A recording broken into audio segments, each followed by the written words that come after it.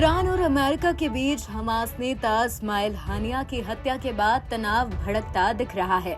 Iran ने आरोप लगाया कि इजरायल ने अमेरिका की मदद से इस हमले को अंजाम दिया। वहीं अमेरिका ने कहा है कि उसका इस्माइल हानिया की हत्या में कोई भूमिका नहीं है। बता दें, हमास के राजनीतिक लीडर या कहें पॉलिटिकल लीडर इस्माइल हानिया के तहरीन में हत्या के बाद पूरे एशिया में बहुत तनावपूर्ण माहौल बन गया है।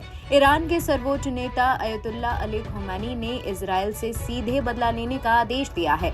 वहीं सूत्रों का कहना है कि ईरान खुद और अपने प्रॉक्सी संगठन हमास, हूती और हिजबुल्लाह की मदद से इजरायल पर बड़ा मिसाइल हमला कर सकता है। इन सब आशंकाओं के बीच ईरान ने अमेरिका पर बड़ा हमला बोला है। ईरान की सरकार ने आरोप लगाया है कि इजरायल बिना अमेरिका की अनुमति के खुफिया मदद के ये हमला नहीं कर सकता। वहीं अमेरिका ने एक बार फिर से कहा है कि हमास नेता के ऊपर हुए हमले में उसकी कोई भूमिका नहीं है। वहीं अमेरिका ने ईरान को चेतावनी दी है कि अगर इजरायल पर हमला किया तो वो तेल अवीव की पूरी ताकत से रक्षा करेगा। संयुक्त राष्ट्र रक्षा परिषद में ईरानी प्रतिनिधि ने कहा कि अमेरिका की जिम्मेदारी है कि वो अपने रणनीतिक सहयोगी और क्षेत्र में इजरायली सरकार के मुख्य समर्थक उनके खौफनाक अपराधों को अनदेखा नहीं करे। उन्होंने कहा कि इजरायल इस हमले के जरिए राजनीतिक लक्ष्य का पीछा कर रहा है। उसका ईरान की नई सरकार को नाकाम करने का इरादा था। ईरान के इस बयान के बाद विश्लेषकों की ओर से आशंका जताई जा रही है कि अमेरिका के साथ उसका तनाव भड़क सकता है।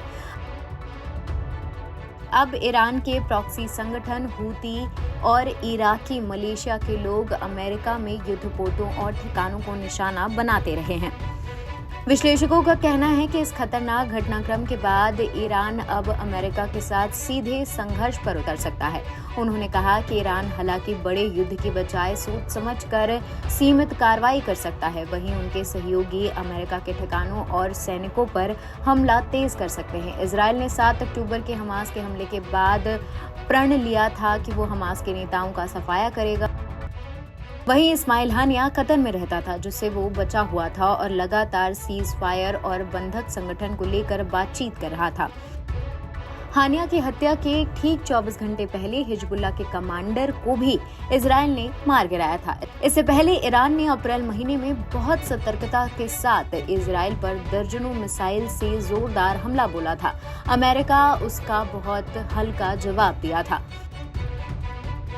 NBT ऑनलाइन की रिपोर्ट।